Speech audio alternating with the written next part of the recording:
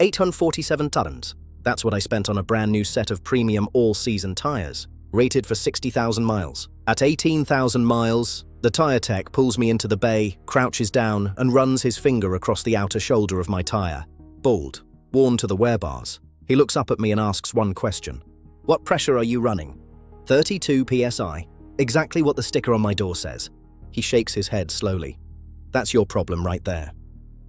That conversation changed everything I thought I knew about tire pressure, and what I found out after, about why that number is on your door, who put it there, and who profits every single time you follow it. That's what this video is about. Let me ask you something. Where did you get your tire pressure number? If you're like 8 out of 10 drivers, and the NHTSA says exactly that, only 19% of drivers properly inflate their tires, you got it from that little sticker inside your driver's door jamb. 32 PSI, maybe 35. You've never questioned it. Neither did I. Here's what nobody tells you.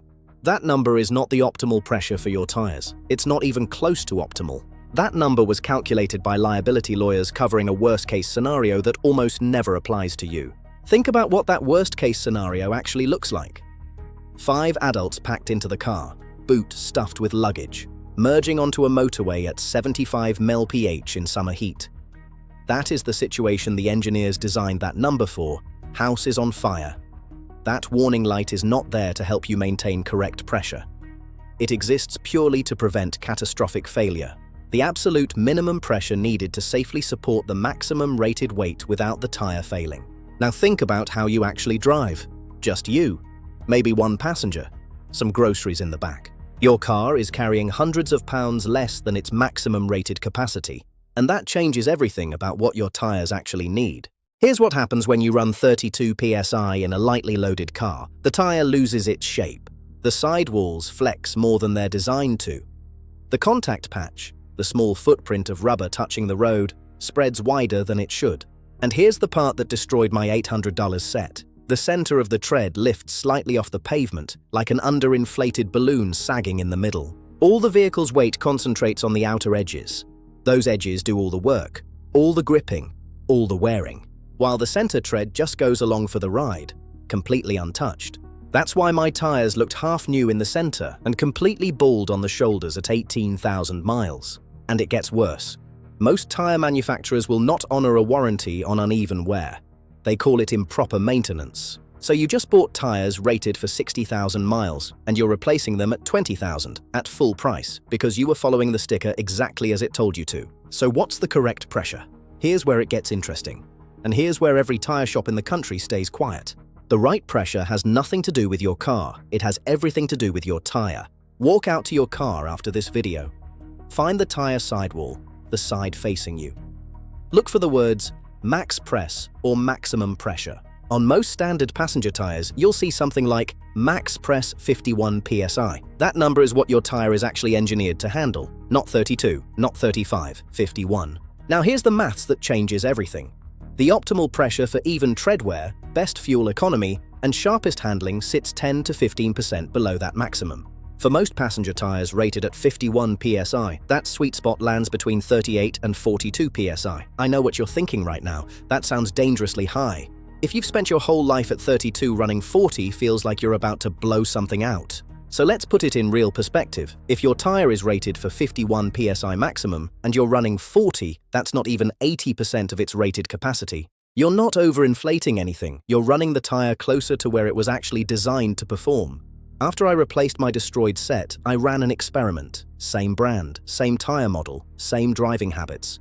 One variable changed. Pressure. 40 PSI instead of 32.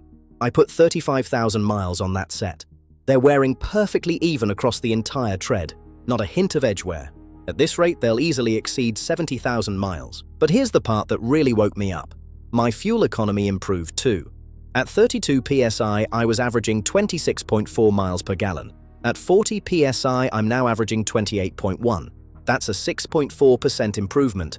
Over 15,000 miles a year at current fuel prices, that's roughly 120 tons saved annually on fuel alone. Add the extra tire life and you're looking at close to $300 saved every single year, just from ignoring that sticker. Now here's where most people make their second mistake. They set their pressure correctly, 40 PSI, feel good about it. And then think, if anything goes wrong, my TPMS warning light will catch it. It won't. Not when it actually matters. Here's how TPMS actually works. That little light on your dashboard triggers when pressure drops 25% below the manufacturer's recommended level. If your door sticker says 32 PSI, that warning light will not illuminate until you hit approximately 24 PSI. 24 PSI is not a maintenance reminder, that is an emergency.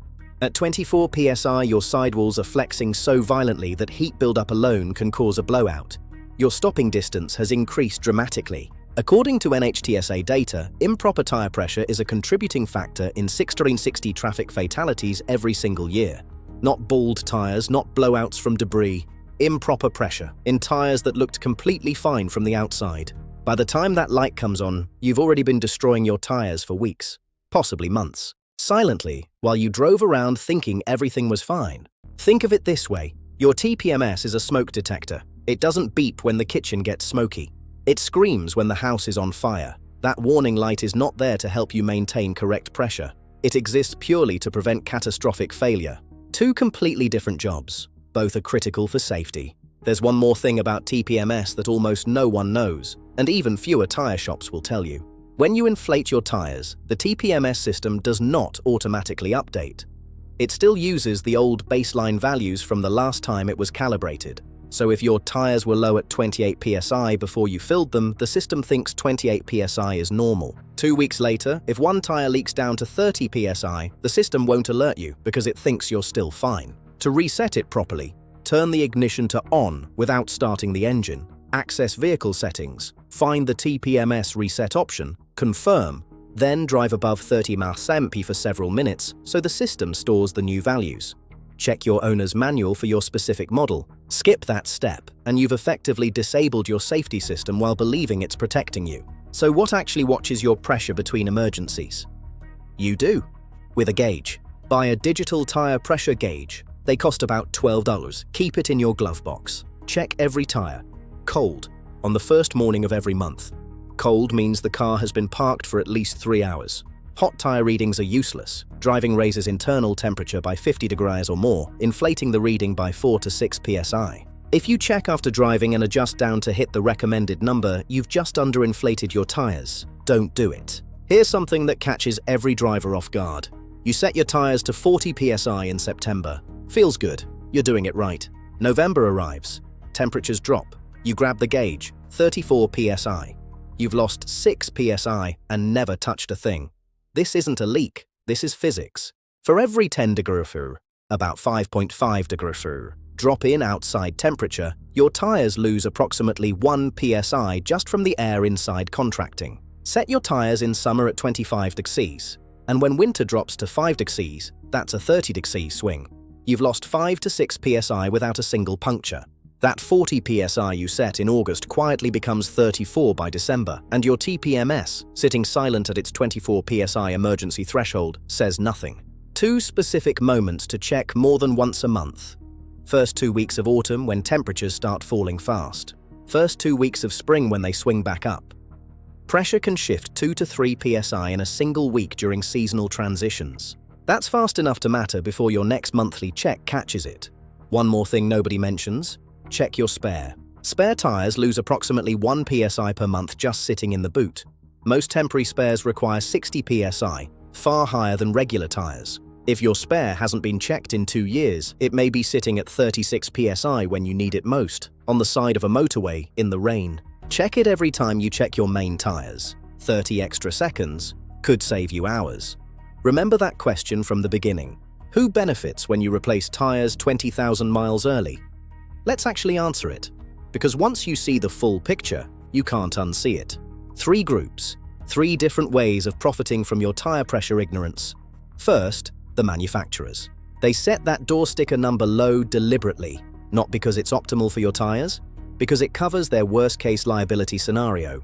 A low number protects them legally. What it does to your tire wear over 3 years is not their problem. You already bought the car. Second, the tire shops. The tech who told me about my destroyed tires knew instantly what 32 psi does to a lightly loaded car. He'd seen it thousands of times, but knowing the problem and volunteering the solution are 2 different things. Every time you walk in 20,000 miles early needing a new set, that's $800 in their register. They're not lying to your face. They're just not correcting you. Both cost you exactly the same amount. Third, the dealerships. Nitrogen fills at 8 torrs per tire for a gas that regular air is already 78% composed of.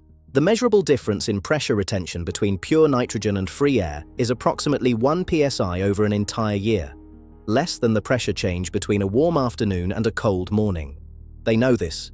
They're charging you for a 20% purity upgrade on something that's already free at every petrol station in the country. The entire system, the low sticker number, the TPMS false security, the nitrogen upsell, extracts money from the same source, your tire pressure ignorance, and the fix costs $12 and 5 minutes a month. Here's exactly what you do right now. Step 1. Go to your car. Find the maximum pressure number on your tire sidewall. Step 2. Start 6 PSI above your door sticker number. Door says 32, set it to 38. Drive for 2 weeks and check the wear pattern. Edges wearing faster, add 2 PSI. Center wearing faster, drop 2 PSI. Most drivers land between 38 and 42 PSI. Step 3. Set a reminder on your phone. First of every month. 5 minutes. 4 tires. Done. Step 4. Reset your TPMS so it knows your new correct baseline. Step 5. Check your spare. Right now. Before you need it. That's the whole system beaten. $12 gauge, 5 minutes a month, $300 saved every year. Now, what pressure are you running right now? Drop it in the comments. I'll tell you exactly whether you're in the safe zone, the wear zone, or the danger zone. And if this video just saved you from destroying an expensive set of tires, hit subscribe. Because every week we cover the things the automotive industry quietly hopes you never figure out.